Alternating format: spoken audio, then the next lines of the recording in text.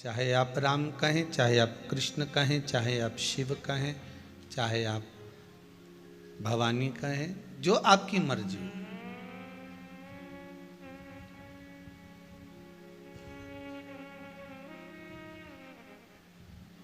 मात्र एक मंत्र जाप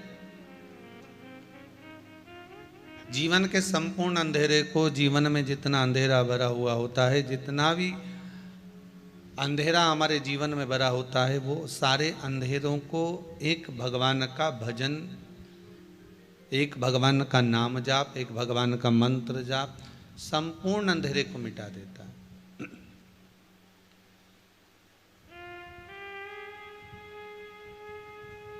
मानव का शरीर है, सुख और दुख तो चलना ही है, ये कभी समाप्त नहीं हो सकता।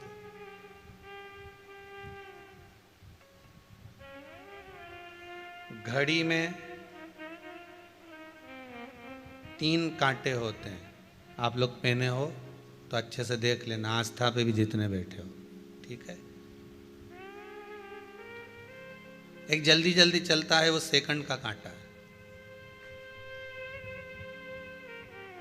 एक उससे धीमा चलता है, वो मिनट का कांटा है। और एक बिल्कुल ही आराम से दिखता ही नहीं कि कब खसक रहा है। दिख रहा है क्या? और सेकंड वाला तो समझ में आता है कि ये चल रहा है, दिख रहा है। मिनट वाला भी नजर आता है कि ये थोड़ी देर में चल रहा है। पर जो घंटों का कांटा होता है ना, वो दिखता नहीं है, बहुत आराम आराम से खसकता है। बस ये मालूम पड़ जाता है कि घंटा पूरा हो गया। वो खसक बड़ा धीमे धीमे रहा है, बहुत धीमे धीमे खसकता।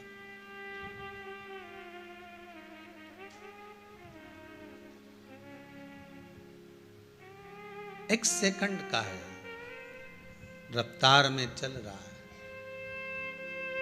तन, मन और धन, ये 3 कांटे हैं हमारे जीवन में भी। सबसे रफ्तार में चलने वाला मन का कांटा है। काय का कांटा है? मन का। मन का कांटा इतना रफ्तार में चलता है कि बैठा यहाँ है, पहुँच तुरंत जाता है।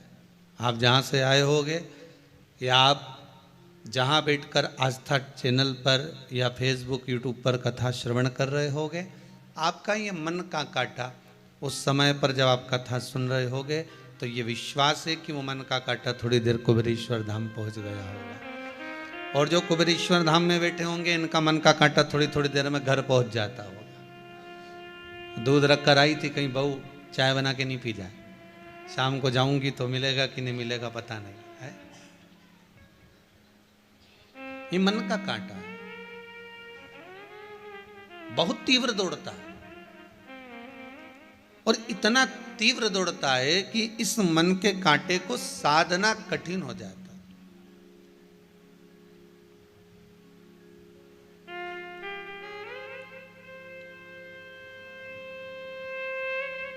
एक बार गुरु नानक देव जी ने एक बार अपनी माता जी से कहा, मां,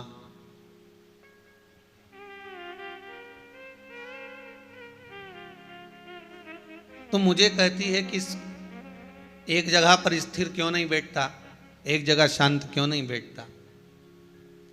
गुरुदेव ने कहा, गुरु नानक देव जी ने कहा कि माँ, ये मन का जो कांटा है ना, बड़ा विचित्र कांटा है।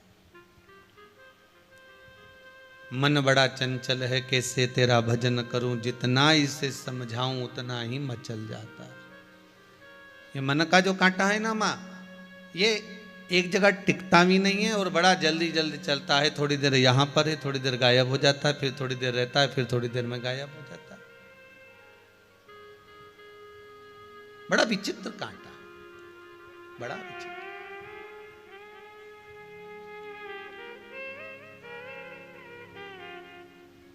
और एक दूसरे नंबर पर है जो तन का कांटा है, वो मिनट वाला, वो भी चलता है पर थोड़ा स्लो स्लो चलता है। और तीसरे नंबर पर है जो धन का कांटा, वो दिखता ही नहीं है खसकता हुआ। धन घर में कितना ही आ जाए दिखता ही नहीं है।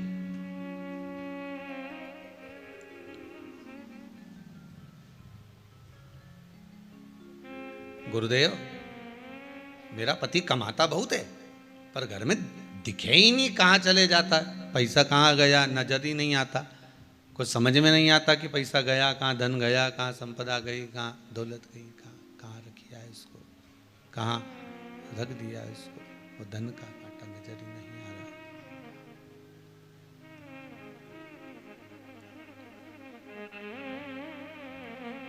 महाराज शिव महापुराण की कथा कह रही है, शंकर की कथा कह रही है। धन का जो कांटा है एक खसकता बड़ा धीमे धीमे, पर धन का कांटा जब खसकता है तो फिर घंटों को बदल देता है। उसी तरह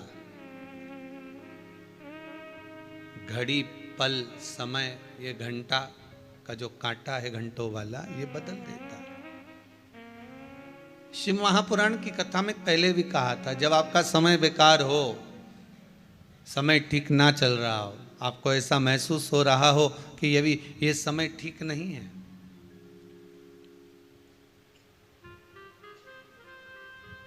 उस समय पर दो कार्य जरूर करिएगा। एक भगवान का भजन जरूर करना और दूसरा है कर्म जरूर करना।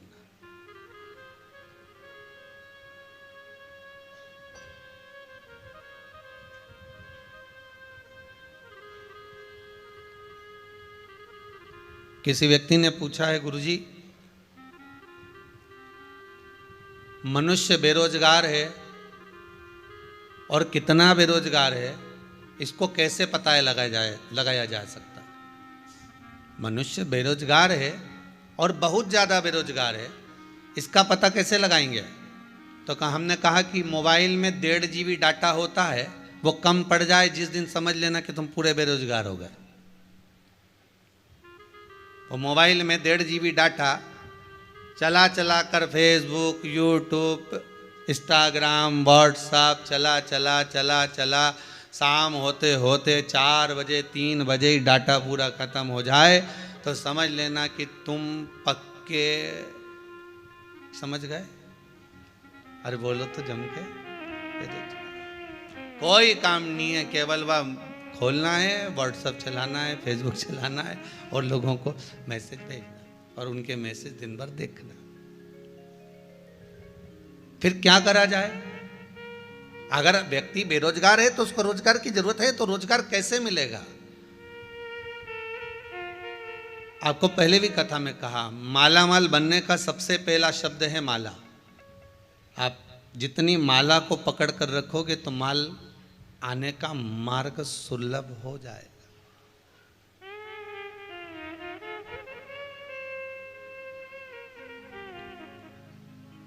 भगवान का भजन, स्मरण, राम नाम, कृष्ण नाम, शिव नाम, भक्ति, भगवान की अविरल भक्ति का गुणगान जब आप करते जाएंगे, भजन करते जाएंगे, स्मरण करते जाएंगे, शिव नाम का जाप करते जाएंगे, तो जैसे मोबाइल में डाटा खत्म हो रहा है तो आपको लोग बेरोजगार कह सकते हैं, पर राम नाम और कृष्ण नाम को जितना जपोगे, शिव नाम को जितना जपोगे, भगवान की भक्ति में जितना रमोगे, ये डाटा भले खत्म हो जाएगा आपका मोबाइल का और आपको दूसरा डलाना पड़ जाएगा, पर भगवान की भक्ति के स्मरण में जिस समय पर आप डूब गए, भगवत भजन में जिस समय डूब गए, डाटा खत्म नहीं होता, भगवान की भक्ति का डाटा बढ़ता चले जाता है और आपको सुख प्रदान करते चले जाता है। वो डाटा बढ़ रहा है अविरल भक्ति।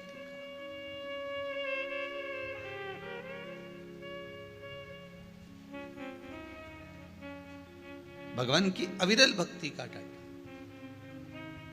सुबह सुबह उठो ना तो लोग कह देते हैं हम तो सुबह 5 बजे हमारी नींद खुल जाती है, कोई कहता है हम 5:30 बजे उठ जाते हैं, कोई कहता है हम 6 बजे उठ जाते हैं, कोई कहता है हम 6:30 बजे उठ जाते हैं। ये उठना नहीं कहते इसको। ऐसे तो तुम उठ गए 5 बजे से उठकर करा क्या, ये तो बताओ। बस उठे और गए, अब योगा वोगा करा, थोड़ा बहुत घूम लिए फिर लिए, इधर पहुंच गए उधर पहुंच गए, चाय पी लिया, नाश्ता कर लिया। इसको उठना नहीं कहते। उठना किसको कहते हैं? अगर आप 5 बजे से उठे हो ना, तो आपने भगवान का भजन कितना करा है, आपने मंत्र जाप कितना करा है, आपने स्मरण कितना करा है, आपने नाम जाप कितना करा है, आप भगवान की भक्ति में कितना डूबे हो, आप भगवान के स्मरण में कितना डूबे हो। उठना उसे कहते हैं जो भगवान की भक्ति में उठकर भगवत स्मरण में डूब गया, उसको उठना कहा। मालूम पड़े कि आप उठ तो 5 बजे के गए हो, 4 बजे के गए हो, पर वही कर्म में फिर वही मोबाइल हाथ में लेकर बैठ गए, वही अपने कर्म। या तो आपने मोबाइल हाथ में लिया है तो कहीं भगवान की भक्ति करो, या भगवान का भजन सुन लो, या कहीं कथा सत्संग स्मरण कर लो, तो आपका उठना श्रेष्ठ है।